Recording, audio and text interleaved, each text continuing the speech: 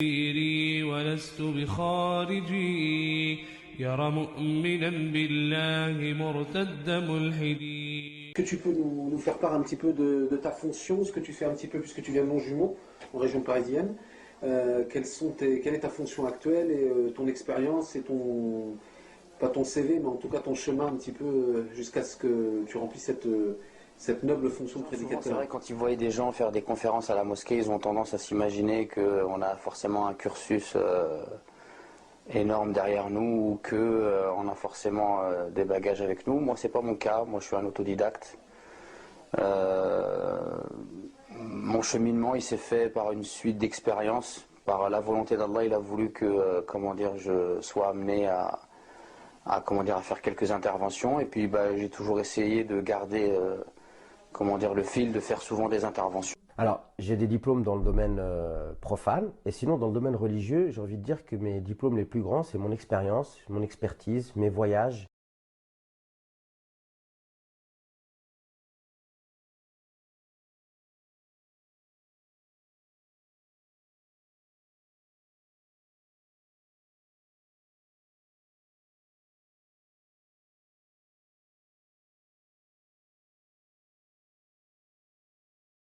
On n'a pas de chance avec les gars. Frère, comment t'as su, bro? C'est pour ça que je suis célibataire, gros. Est-ce que tu peux m'aider? Tu peux me trouver des techniques, bro? Comment je fais pour percer avec les gars? C'est pas... Alhamdulillah. Non. Astaghfirullah. Non.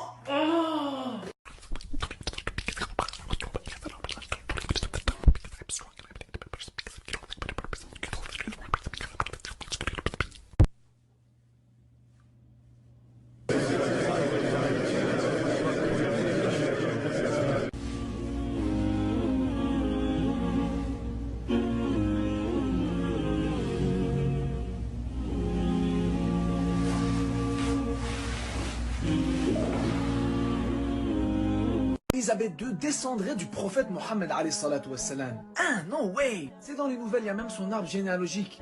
De Hassan radiallahu anhu jusqu'au prophète alayhi salatu wassalam, jusqu'à la reine. Gang, c'est du n'importe quoi. C'est quoi cette génération qui vit de la religion que pour les likes et les abonnés? Pitoyable, le Muslim web. Donc un peu le même type de commentaire que j'ai eu de l'autre côté.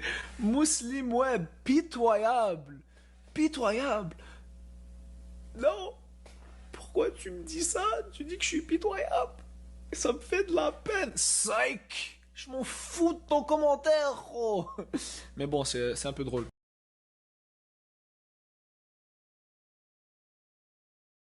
أعوذ بالله من الشيطان الرجيم. وذر الذين اتخذوا دينهم لعبا ولهوا وغرتهم الحياة الدنيا وذكر به أن تبسل نفس بما كسبت ليس لها من دون الله ولي ولا شفيع. Après, il ne faudra pas se plaindre, il ne faut pas rechigner et pleurer lorsqu'on vous dit la plupart des gens de ce temps-là, de cette ère-là, vont tous suivre Al-Dajjal, l'Antéchrist, tête baissée. Quand on voit que vous suivez déjà tout et n'importe qui comme youtubeur, ils n'ont aucun diplôme. Ismaël Mounir, on lui dit quels sont tes diplômes, quel est ton cursus? Il te dit droit dans les yeux, mon cursus c'est mon expérience. Mon diplôme c'est mon expérience. Et il arrive encore à faire 200 000 vues à chaque vidéo. Et il y a encore des gens qui le suivent et qui le défendent. Et ensuite, quand on vous dit attention au Dajjal, les gens disent mais on n'est pas bête, on va pas le suivre. Vous suivez déjà des imposteurs de la prédication. Pourquoi est-ce que vous ne suivrez pas pire que lui, plus enchanteur que Ismaël Mounir et compagnie? Pourquoi? Parce que Ismaël Mounir et compagnie, il vous enchante avec de belles vidéos, avec de bons discours. Le Dajjal, mais il va vous enchanter avec des pouvoirs magiques. Il va couper un homme en deux devant vous, il va le recoller en morceaux. Cet homme va marcher comme s'il n'avait jamais été coupé en deux. Pourquoi vous ne le suivrez pas lui alors que vous suivez moins fort que le Dajjal en prestidigitation? Bien sûr que la plupart vont foncer tête baissée. Donc c'est pour ça que dès maintenant, il faut absolument faire attention à de qui je vais prendre ma religion. Qui j'écoute? Et je ne me laisse pas berner, endoctriner par n'importe qui.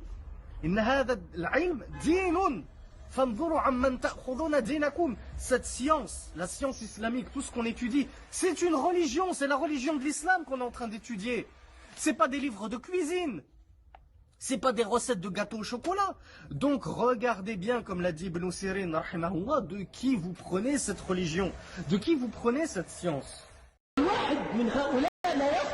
شيئا لا يعرف قبيلا من كبير وتكلم في دين الله اصمتوا عباد الله واسكتوا عن دين الله عباد الله حتى يتكلم أهل العلم فيفهم الناس ودعوكم من هذا اللغط وهذه الشوشرة وتوبوا إلى الله تبارك وتعالى من الخط في دين الله تبارك وتعالى بغير علم. أقول من ملك لسانا أصبح مفتيا وأصبح عالما إنه لا يمكن بحال من الأحوال أن يقدم على الكلام في دين الله تبارك وتعالى إلا من يجاز، إلا من أجازه العلماء. وأما هؤلاء الحمقى الذين يتكلمون في دين الله تبارك وتعالى بغير علم على من تخرجوا؟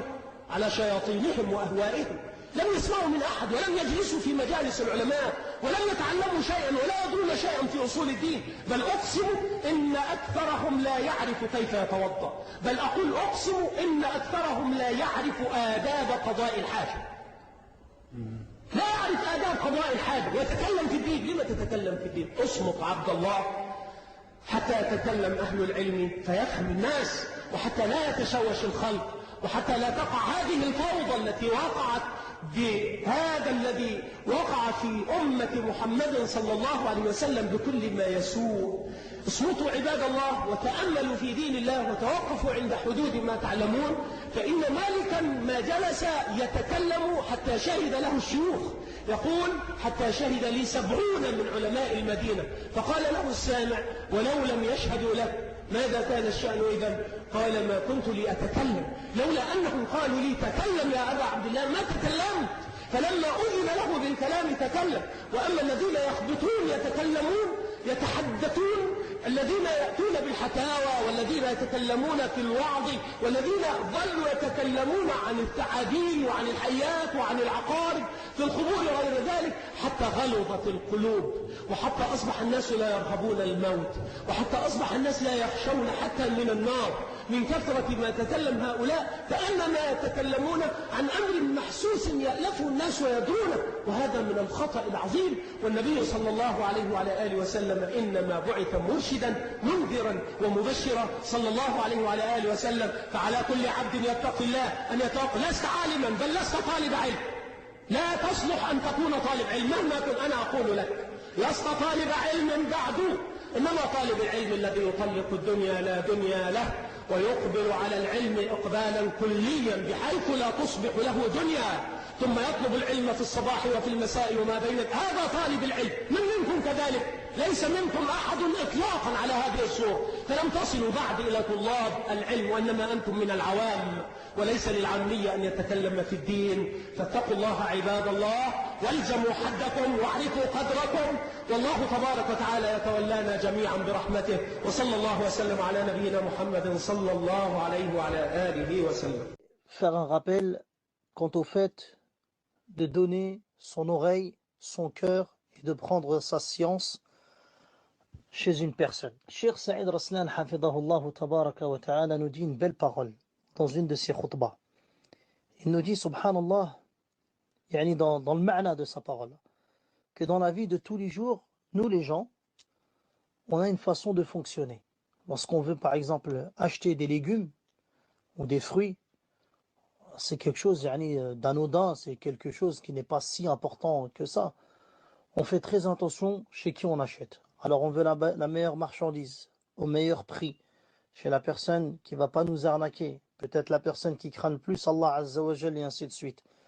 De même, tu peux rajouter Ya Akhil Habib wa Ya Ukhti, si tu veux marier ta fille à quelqu'un, tu vas rechercher pour ta fille le meilleur des hommes, la personne qui craint le plus Allah, un bel homme, un homme gentil, un homme intentionné, un homme sur la voie des gens de la sunna, et ainsi de suite. Une personne qui a une situation stable, même dans la vie d'ici-bas. Des fois, tu es même trop exigeant, tu vas même trop loin dans tes critères et tes caractéristiques recherchées pour ta fille ou pour ton fils.